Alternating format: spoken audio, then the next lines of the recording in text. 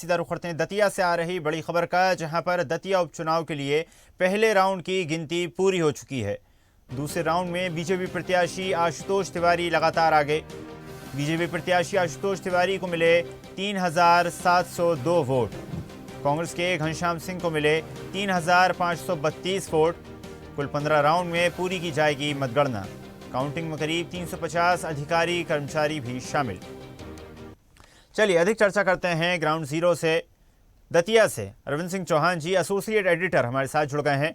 अरविंद जी, जिस प्रकार त्रिकोणीय मुकाबला पूरे चुनाव के बीच देखने को मिल रहा था, तीनों ही दल ताकत झोंकते हुए नजर आ रहे थे, लेकिन जब मतगणना शुरू हुई है, जब तस्वीर सामने आनी शुरू हुई है, तो माना जा सकता है कि भारतीय जनता पार्टी और कांग्रेस के बीच सीधा मुकाबला है और उसमें भी बीजेपी प्रत्याशी लगातार आगे है।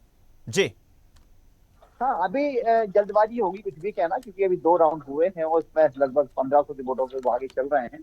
तो कहीं ना कहीं पूरे जो वोटिंग मतदान होना है, अभी पूरा क्षेत्र बाकी है, शहर बाकी है। हालांकि जिस तरीके से ये कहा जाता है कि पहली जो शुरुआत होती है अगर शुभ हो जाए तो जी अंत तक वही रहती है। यही वजह है कि भाजपा जिस तरीके से यहाँ पर जीतती नजर आ रही है और अभी वो आगे चल रही है, इनको कयास लगाया जा रहा है कि भाजपा की जीत होगी। लेकिन कांटे की टक्कर बराबर यही है, क्योंकि 15 दिनों से बराबर जमीनी स्तर पर काम कर रही है, देख रही है और समझ रही है, लोगों का रुझान भी दे रही है। तो उससे ये लग रहा है कि बड़ी कांटे की टक्कर होगी। अभी जो रुझान आ रहे हैं वो भाजपा के पक्ष में है और जैसे जैसे आगे बढ़ेगा उसमें स्थितियां बिल्कुल क्लियर होती चली जाएंगी कि मतदाताओं ने अपना रुझान और अपना मत किसे दिया है। हालांकि शुभकामनाओं के साथ भाजपा अभी आगे है और कहीं ना कहीं जो कहा जा रहा था कि त्रिकोणीय मुकाबला है, तो त्रिकोणीय मुकाबला देखने को नहीं मिला है, क्योंकि दामोदर यादव जिस तरीके से आवाजें लगाने के तो सब लोग बन रहे थे कि वो जीत कर आएंगे, तो ऐसा कुछ नहीं हुआ है। बहुत पीछे चल रहे हैं। जो मुख्य मुकाबला है भाजपा और कांग्रेस के बीच में है। बिल्कुल अरविंद जी, और जिस प्रकार त्रिकोणीय मुकाबले की हमने बात की और आज़ाद समाज पार्टी के प्रत्याशी की बात की जाए या उनके जो कोर वोट बैंक है उसकी बात की जाए, तो माना जा सकता है एक अलग समूह, एक दलित समूह को टारगेट करने का प्रयास आज़ाद समाज पार्टी द्वारा किया गया था। तो जिस प्रकार अभी जब मतगणना शुरू हुई है, तो क्या माना जाए, जिन क्षेत्रों में मतगणना हुई है वहाँ पर जिस प्रकार के परिणाम मिले हैं और जिस प्रकार अगर आदिवासी क्षेत्रों की बात की जाए या SC ST OBC वर्ग की बात की जाए, जिन क्षेत्रों में वहां की जब मतगणना शुरू होगी तो कहीं ना कहीं आजाद समाज पार्टी को आगे फायदा मिलता नजर आ सकता है। देखिए, इस जिस तरीके से अभी गोराघाट जो क्षेत्र पड़ता है दतिया और राजेंद्र भारती का काफी अच्छा प्रभाव माना जाता है। वो उनके रावत वोट बैंक ज्यादा है। दतिया की बात करें तो यहाँ वोट बैंक के साथ साथ जो राजनीति होती है वो जाति की, धर्म की राजनीति होती है। और जो रावत समाज का जो ग्रुप है वो अक्सर कांग्रेस को जाया करता है, लेकिन क्योंकि जिस तरीके से राजेंद्र भारती के ऊपर आरोप लग रहे थे और कहा जा रहा था, वो उसका परिणाम भी देखने को आ गया कि कहीं ना कहीं जिस तरीके से बराबर जहां से भाजपा हार के आ रही थी, वहां से इस बार शुरुआती जब जो वहां से रुझान निकले वो उसमें भाजपा अभी इस समय जीत की ओर अग्रसर है।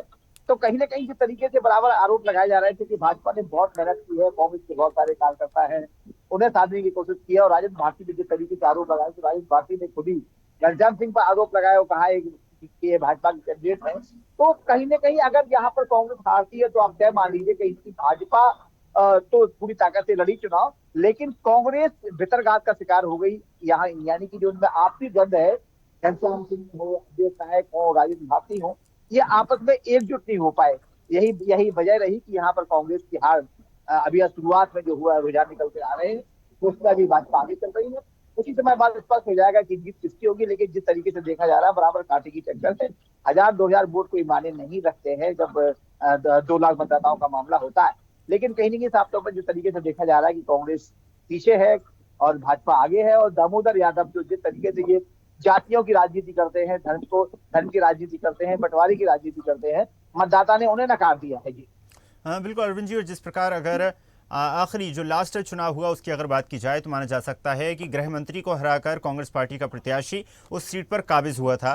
कांग्रेस पार्टी के लगातार दावे हमने सुने कि एक बार फिर यहां पर कांग्रेस पार्टी का प्रत्याशी ही जीत दर्ज करेगा, लेकिन जिस प्रकार के अब नतीजे सामने आ रहे हैं, जमीनी हकीकत जो दिखाई दे रही है, उससे माना जा सकता है कांग्रेस पार्टी अपनी पुरानी जमीन खो चुकी है। देखिए, अभी बहुत जल्दबाजी होगा कहना, क्योंकि अभी बिल्कुल शुरुआती हुई है और 1000-2000 मैंने आपको बताया कि 1000-2000 वोट ज्यादा मायने नहीं रखते जहाँ 2 लाख से ऊपर का मतदाता जहां पर हो। लेकिन जिस तरीके से कहा जाता है ना कि पहली जो शुरुआत होती है, जिसे हम लोग आम भाषा में बौनी बोलते हैं ना, बॉनी जब हुई है तो इनकी बॉनी बड़ी अच्छी हुई है। भाजपा की यही वजह है कि लोग उत्साहित है, भाजपा के कार्यकर्ता, भाजपा के नेता, भाजपा के जो शीर्ष नेतृत्व है वो उत्साहित है कि यही जीत बराबर बनी रहे। लेकिन अब आने वाला समय तक जिस तरीके से जहां से भाजपा हमेशा हार कर आती है गोराघाट क्षेत्र से, वहां भाजपा जीत कर आ रही है, तो संभावना भी व्यक्त की जा रही है कि आगे वाले समय में निश्चित तौर पर कांग्रेस में जिस तरीके से भितरघात हुआ है, और अगर ऐसी भितरघात होता रहा तो कांग्रेस कभी भी पनप नहीं पाएगी। और बताया भी है कि जिस तरीके से आपस में लड़ाई ये लोग लड़ते हैं, करते हैं, तो लोकतंत्र को कहीं ना कहीं जो मजबूती मिलनी चाहिए वो नहीं मिलती है। आपस में मतभेद हो तो होने चाहिए, मनभेद नहीं होना चाहिए, लेकिन जिस तरीके से यहाँ पर कांग्रेस में का रुझान देखने को मिल रहा है कि आपस में ये लड़ गए, उसका फायदा सीधा भाजपा को मिला, तो भाजपा को यहाँ फायदा मिलता हुआ नजर आ रहा है। कुछ ही देर बाद ईसा और बिल्कुल स्पष्ट हो जाएगा कि दतिया का जो प्रतिनिधि है कौन होने वाला है। हाँ बिल्कुल। अरविंद जी, अंतिम सवाल आपसे, जिस प्रकार दतिया विधानसभा चुनाव लगातार चर्चा का विषय बना रहा, क्योंकि जब टिकट का बंटवारा हुआ तब भी काफ़ी सारा असंतोष देखने को मिला, काफ़ी सारे जो कार्यकर्ता थे दोनों ही दलों के वो असमंजस में रहे, और उसके बाद जब मतदान हुआ तब भी कई प्रकार के जो दृश्य हैं वो देखने को मिले। जब मतगणना हो रही है तब क्या किसी प्रकार की हिंसा का अलर्ट जारी किया गया है, क्या किसी प्रकार की आशंका है? ईसा अगर कानून और पुलिस चाह लेना तो कुछ नहीं हो सकता, वो यही यहाँ पर देखने को मिल रहा है। जिस तरीके से पूरा जो निर्वाचन आयोग सख्ती से यहाँ परिंदा पर भी नहीं मार सकता, इतनी टाइट यहाँ पोजीशन है, कुछ भी यहाँ होता है उसके लिए बराबर तैयार है।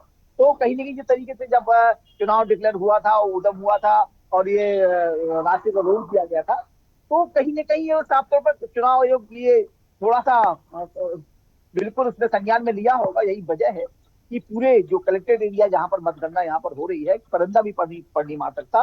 चप्पे चप्पे पर यहाँ पुलिस बल तैनात है, प्रशासन के अधिकारी मौजूद है, शासन के अधिकारी मौजूद है, पुलिस के जो बड़े आला अफसर यहाँ पर मौजूद है। तो कोई भी ऐसी परिस्थिति से निपटने के लिए ये लोग तैयार है, और इन्होंने आगाह भी किया है कि निर्वाचन आयोग किसी प्रकार की कोई भी यहाँ पर अब ऐसी घटना नहीं होने दी जाएगी जिससे कि आमजन को तकलीफ हो। शांति से मतगणना यहाँ पर जारी है। 2 राउंड कंप्लीट हो गए हैं, भाजपा यहाँ पर आगे है, कांग्रेस पीछे है। कांग्रेस का भितरघात यहाँ पर सामने देखने को मिल सकता है और मिल रहा है। तो वो कहीं ना कहीं जिस तरीके से पूरा चुनाव हुआ, 15 दिन के अंदर पूरा चुनाव खत्म हुआ है, और आज 3 अगस्त को यहाँ मतगणना जारी है।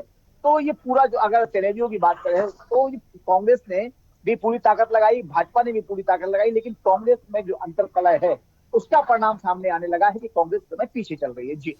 जी बिल्कुल, तो माना जा सकता है त्रिकोणीय मुकाबला काफी ज्यादा रोमांचक होता हुआ। अरविंद जी, आपका धन्यवाद जुड़ने के लिए और जानकारी साझा करने के लिए। और ऐसी ही ताजा खबरों के लिए लाइक, फॉलो और यूट्यूब पर सब्सक्राइब कर बेल आइकन जरूर दबाइए, और हर अपडेट के लिए विजिट कीजिए स्वदेशलाइव.com।